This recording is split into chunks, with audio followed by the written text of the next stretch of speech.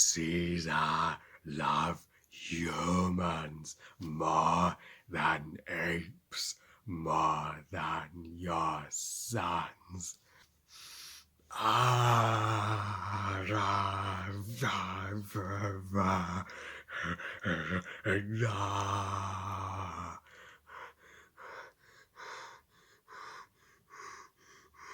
Ape, not kill ape. I broke ape law. Need to arrest myself and go to ape jail for life.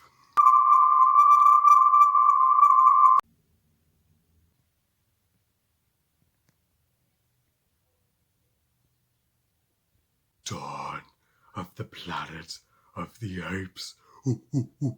Directed not by Rupert Wyatt this time, but by Matt Reeves, and is the 8th installment in the Planet of the Apes franchise overall, and as well as the second and middle installment in the rebooted Planet of the Apes trilogy.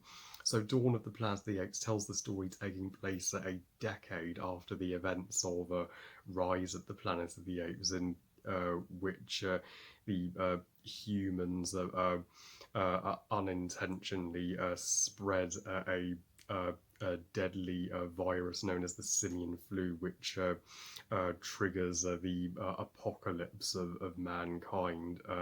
Though the apes, while this is happening, have been thriving and growing in number in the forest, led by Caesar, who has become the leader of all apes, as well as a husband and father to two sons, and the last survivors of the humans who have been struggling in the remains of their city come in contact with the apes after 10 winters of humans and apes having no contact with one another, and there's a constant tension between the two sides. Can peace be established, or will war break out? And luckily, Caesar's love of humans does give them the chance for peace,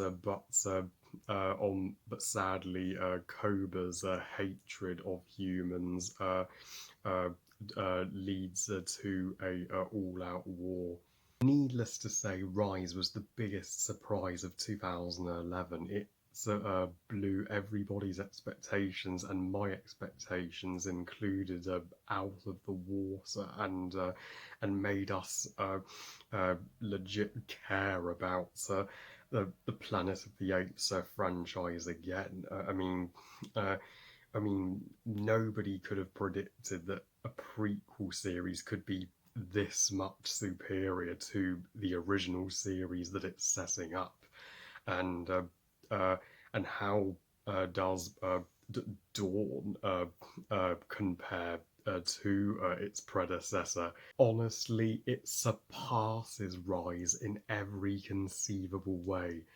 Dawn is astonishing and one of the most flawless and epic sequels ever made, period. This is the How to Train Your Dragon 2 of the Planet of the Apes franchise. This movie would be my second favourite movie of 2014 in general. A spoiler alert for my top 10 best movies of 2014 list, second only to How to Train Your Dragon 2, but what's made a Dawn shockingly top Rise is the change of director. Matt Reeves, I think, is an even stronger and more experienced director than Rupert Wyatt, and it was 100% the right decision to hire him to direct War, the third installment of the trilogy, and the only Planet of the Apes movie I would rank above Dawn. But Matt Reeves just made this sequel darker and more violent, more gripping, more immersive, and and more dramatic. It is one of the most tension-filled and high-stakes summer blockbusters that I have ever seen. I could not believe how gripped I was by the brewing tension between the humans and the apes throughout this movie, and I didn't want them to fight. I didn't want uh, them, to just go to war just because I wanted to see some, cool action. I just wanted the two sides to get along. This may be the most unique of the trilogy in that while Rise and War got you to sympathise with the apes and portray the humans as in the wrong, Dawn is the only one who portray the apes as more antagonistic, with Koba, the fan favorite villain of this trilogy, portrayed terrifically by with a motion capture performance by Toby Kebbell, who does equally stellar motion capture job as Andy Serkis does as Caesar. Both were entirely robbed of a Academy Award nomination. I mean, if fans can make the Snyder Cut of Justice League happen, we need to request to the Academy to make a category for Best Motion Capture Performance, and they'll hopefully make it someday. But yeah, Koba would be my second favorite villain in this trilogy.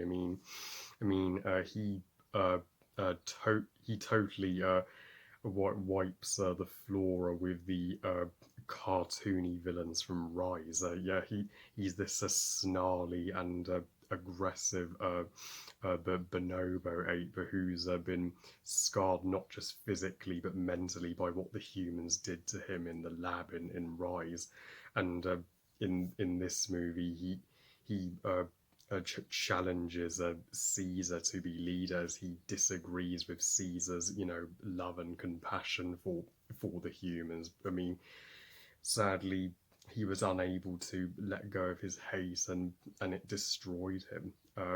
And he unnecessarily ignited a war when the two races were just about to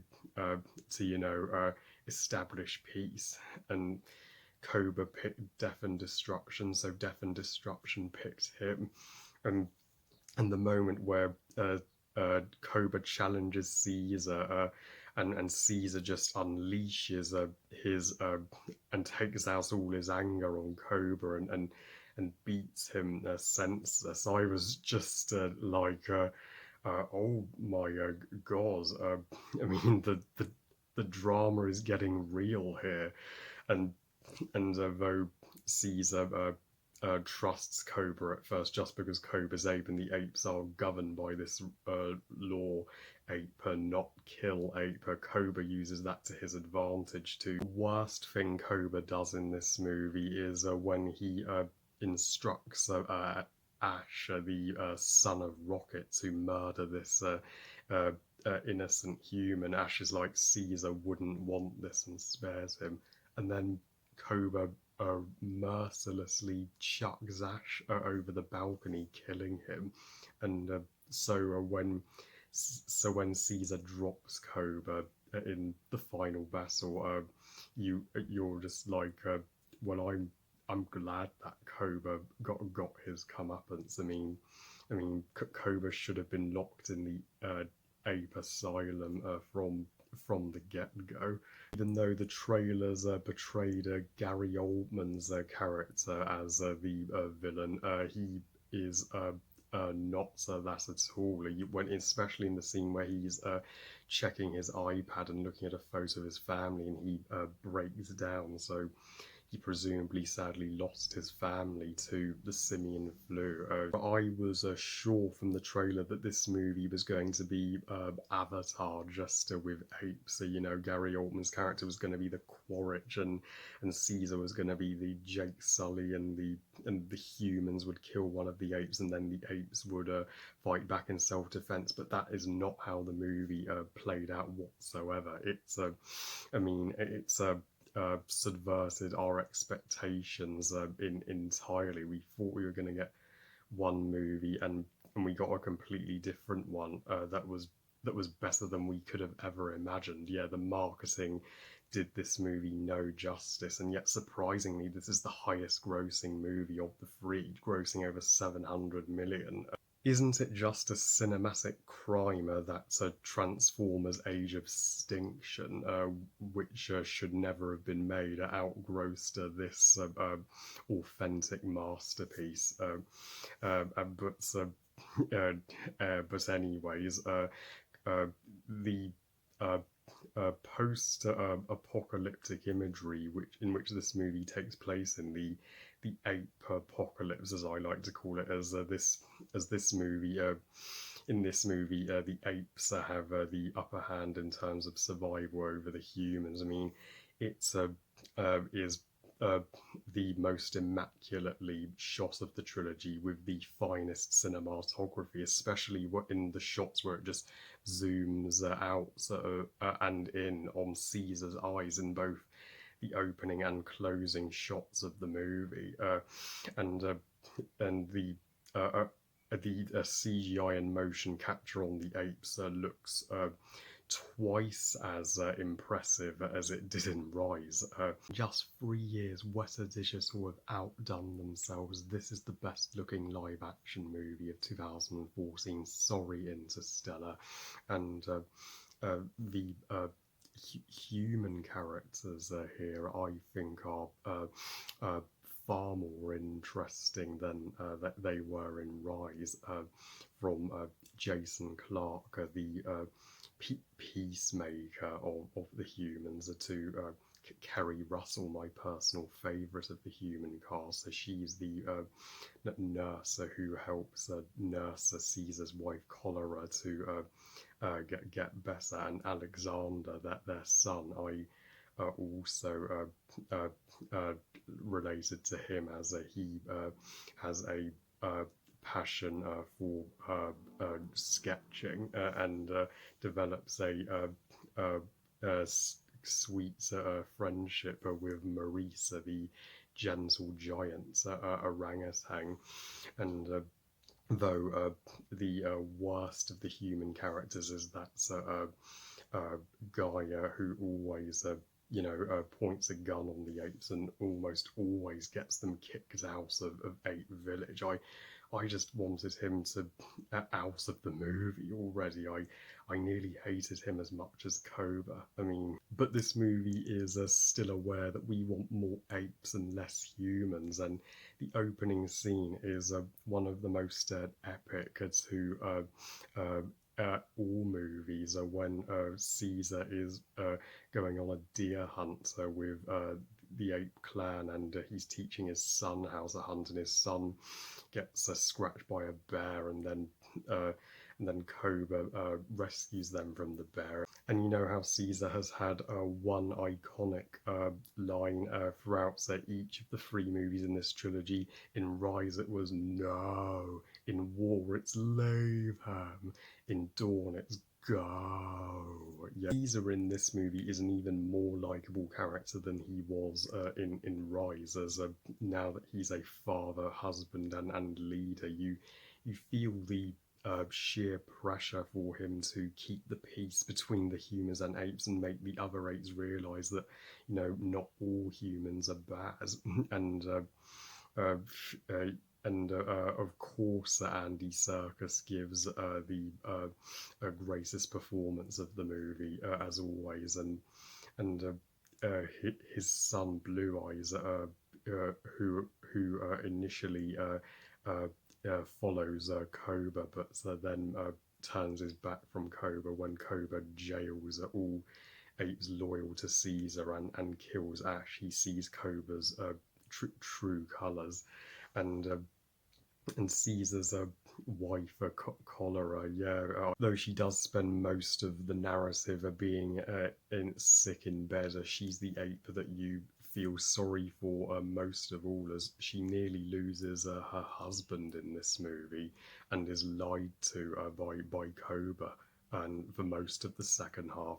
And the action scenes, just like Rise, are magnificent. The best one being Koba's attack on the human city, and that's a single shot of the tank, turning. That is one of the greatest, ongoing long shots that ever put to film, and apes are riding on horses with guns. How is that not cool? And how could you not love Michael Giacchino's score for this movie? It's more somber and subtle than his other scores, with more piano themes to it, which totally fits this movie's bleak and hopeless setting. So overall, as for flaws with Dawn of the Planet of the Apes, I don't have any. Not a single one. Dawn of the Planet of the Apes is a definite masterpiece. Easily one of my favourite Planet of the Apes movies, and it gets the easiest seal of approval. I give Dawn of the Planet of the Apes 5 stars out of 5. Best movie ever. I don't believe it, guys. We've done it. We reviewed the entire rebooted Planet of the Apes trilogy. Hallelujah. Now that I have covered all of the best Planet of the Apes movies, I've still got the worst of the franchise to review. And you know what they consist of: the conquest for the Planet of the Apes, battle for the Planet of the Apes, and of course Tim Burton's Planet of the Apes. Well, I love you guys. Thank you for watching. I hope you guys enjoyed this review. And what are your thoughts on Dawn of the Planet of the Apes? And what's your favourite of the rebooted Apes trilogy? Please comment and let me know. Please like this video and subscribe. Please follow on Twitter and on Instagram. And I'll see you next time. And remember, movies are us. Bye, guys.